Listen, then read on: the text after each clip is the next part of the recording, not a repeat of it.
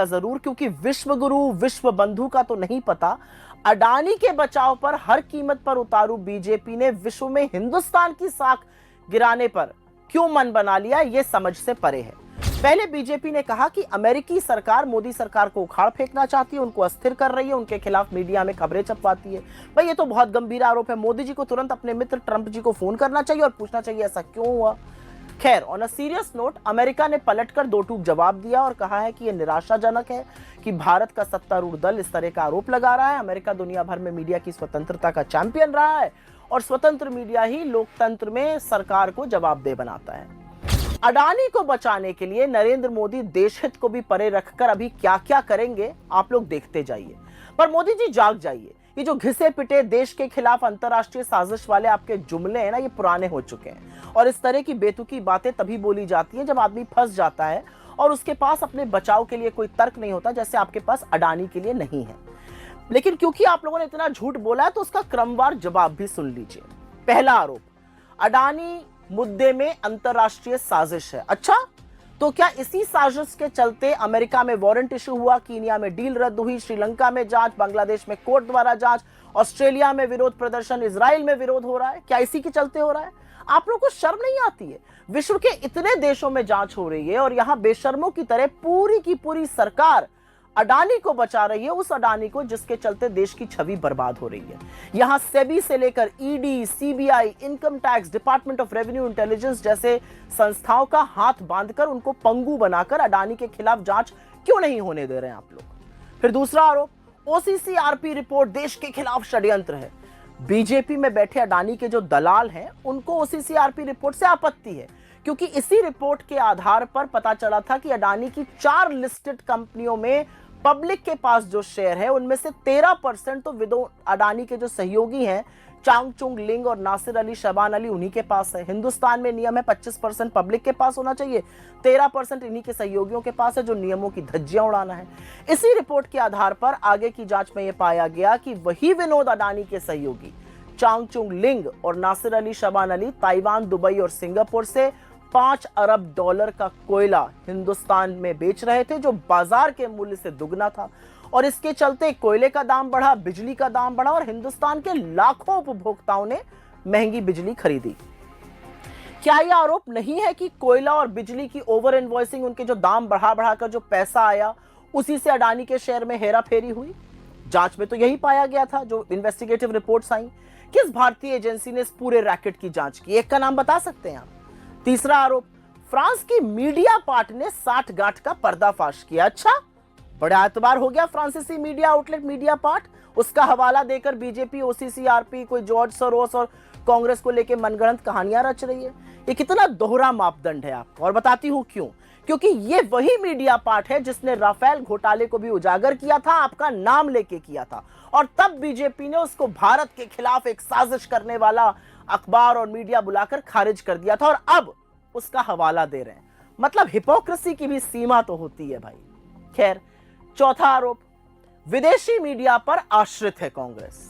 अरे भाई, दोहरे मापदंड तो देखे जाएं पहले आपके। यही विदेशी मीडिया जब मोदी के कसीदे पढ़ेगा तो सबके सब उसका हवाला फिर आप क्यों देते हैं?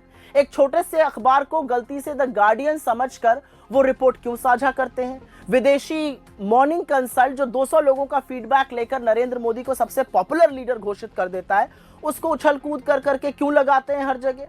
जब विदेशी मीडिया आपके लिए अच्छा लिखे तो सिर के बल खड़े होकर दंडवत हो जाते हैं, और जब वो बुरा लिखे तो उनको भारत विरोधी कहते हैं। ये जो मीठा मीठा गप और कड़वा कड़वा थूक है ना, ये थोड़ा दोहरा मापदंड है, ये चलेगा नहीं।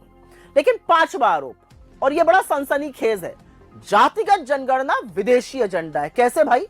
जातिगत जनगणना की मांग पूरे देश से उठ रही है और उसके बावजूद मोदी सरकार किसी भी तरह की जनगणना करने से भाग रही है। यह देश का सबसे ज्वलंत मुद्दा है, समता का मुद्दा है, समानता का मुद्दा है। ये विदेशी मुद्दा कैसे है? इस देश के पिछड़े, दलितों, आदिवासियों और गरीब सामान्य वर्ग के साथ कितना और कब तक धोखा करेंगे आप मोदी जी? सवाल इस बात का है। छठा आरोप, Pegasus, global hunger index, press freedom, human freedom, ये सब विदेशी मुद्दे कास्ट सेंसस की तरह। अच्छा, क्या यह सच नहीं है कि जांच में कई फोनों में पेगासस के अवशेष पाए गए? वो पेगासस जिससे आप अपने ही लोगों की और विपक्षियों की और सीजेआई तक की जांच करा रहे थे, जासूसी कर रहे थे?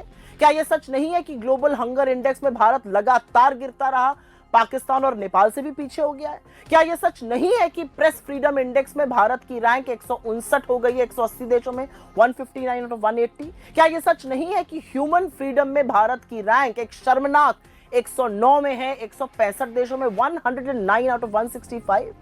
किस तरह की बातें करते हैं? 7वां आरोप, कांग्रेस विदेशी रिसर्च रिपोर्ट के सहारे सरकार को घेर रही है। नहीं साहब, हमको उसकी जरूरत नहीं है, किसी विदेशी रिपोर्ट की जरूरत नहीं है, क्योंकि आपको कटघरे में खड़ा करने के लिए आपकी विफलताएं, आपकी निर्दयता, आपका लेखा जोखा ही काफी है। उसके लिए इस देश में व्यापक बेरोजगारी, कमरतोड़ महंगाई, आर्थिक असमानता, असुरक्षित महिलाएं, जलता हुआ मणिपुर और अडानी के साथ आपका जो महाघोटाला है ना, वो काफी है आपको कटघरे में खड़ा करने के लिए। फिर 8वां आरोप आप लोग लगा रहे हैं, विदेशी ताकत भारत की अर्थव्यवस्था को डिरेल कर रही है। अरे किसी को डिरेल करने की जरूरत नहीं, आप उसके लिए काफी हैं। भारत की अर्थव्यवस्था को पटरी से उतारकर उसको नष्ट करने का पूरा काम खुद नरेंद्र मोदी ने किया है। नोटबंदी, गलत जीएसटी, तुगलकी लॉकडाउन जैसे कारणों के चलते बेरोजगारी बढ़ी, आर्थिक असमानता बढ़ी, गुर्बत बढ़ी और आय कम हुई। आज की स्थिति यह है कि देश में जीडीपी गिर रहा है, महंगाई चरम सीमा पर है, आय थम गई है, भयावह बेरोजगारी है, रुपया गिरता ही जा रहा है, और इसके लिए मोदी और सिर्फ मोदी जिम्मेदार हैं, जो कि अडानी के बचाव में जुटे हुए हैं। 9वां आरोप, अडानी को मोदी का रॉकफेलर बुलाना गलत है। ये सही कह रहे हैं, क्योंकि अडानी तो मोदी के रॉकफेलर से कहीं ज्यादा है, वो तो तोता है जिसमें राजा की जान बसती है। क्या यह सच नहीं है कि नरेंद्र मोदी अडानी के जहाज में घूम घूम कर प्रचार करते थे? क्या यह सच नहीं है कि मोदी और अडानी बिल्कुल घनिष्ठ मित्र हैं? क्या यह सच नहीं है कि प्रधानमंत्री के बाद मोदी ने दुनिया भर में अडानी को डील दिलाने के लिए यात्राएं करी? क्या यह सच नहीं है कि मोदी ने अडानी के लिए कानून बदले, उनको पोर्ट, एयरपोर्ट, हर चीज का एक छत्र राज दिलाया गया? क्या यह सच नहीं है कि नरेंद्र मोदी के प्रधानमंत्री रहते अडानी के खिलाफ किसी भी एजेंसी ने कोई निष्पक्ष जांच नहीं की, जबकि लगातार गंभीर आरोप लगते रहे? क्या यह सच नहीं है कि अडानी नंबर 2 पर पहुंच गए विश्व के अमीर लोगों में मोदी जी के चलते? 10वां आरोप, विपक्ष और कांग्रेस ने स्टॉक मार्केट को ठेस पहुंचाई। जी नहीं, असल में अडानी और मोदी ने स्टॉक मार्केट मिलकर तबाह किया। स्टॉक मैनिपुलेशन, शेल कंपनीज के गंभीर आरोपों के बाद भी सरकार ने मुंह मोड़ लिया।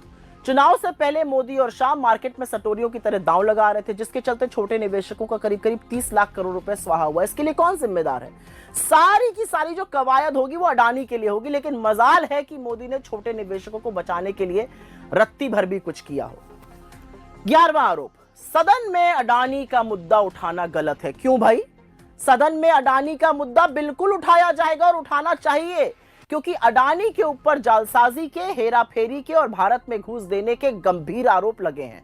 और असलियत यह है कि जब सदन में राहुल गांधी ने अडानी और मोदी की कलई खोली, तो उनकी सदस्यता तक लेने का षड्यंत्र भारतीय जनता पार्टी और नरेंद्र मोदी की सरकार ने और खुद नरेंद्र मोदी ने रचा। तो एक बात तो गांठ बांध लीजिए, हम सदन में अडानी और मोदी के मुद्दे को उठाएंगे, क्योंकि इस देश में भ्रष्टाचार से लिप्त नरेंद्र मोदी और गौतम अडानी का सच सामने आना जरूरी है। आप पूरी शिद्दत से अडानी को बचाइएगा, क्योंकि आपने अडानी का नमक खाया है, और हम पूरी शिद्दत से इस देश के लोगों की सुरक्षा करेंगे।